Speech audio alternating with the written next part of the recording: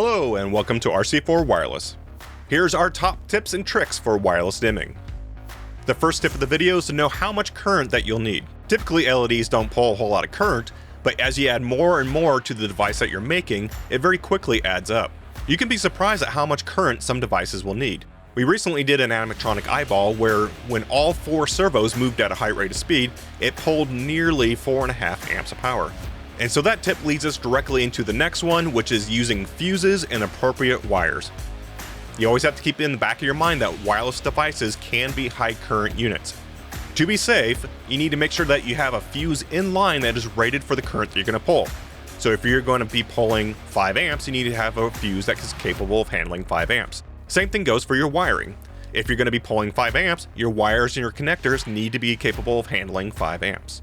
Always do the math and make sure that you can support the current that is needed, and not only that, you can support the current that is needed over the period of time that that light will be on. And look at this, another segue into another tip and trick. Make sure you know how much current that you will need over a period of time so you can correctly select your battery to support your units. You never want to select a battery that has an amp hour rating that's at the max level of current that you have. Battery composition has changed a lot over the last few years. We're not using lead acid batteries as much as we used to, and we're starting to use nickel metal hydride batteries more. If you are unsure which batteries to pick, what ratings you need to use, go ahead and reach out to an expert, somebody that does this on a regular basis. You can learn from their previous knowledge. Our next tip is looking at placement of your wireless device. Just like any other dimmer, wireless dimmers generate heat as they do their job. So you want to make sure you have plenty of airflow around your device when it's working. Also, you want to make sure that you look at what objects are around your device.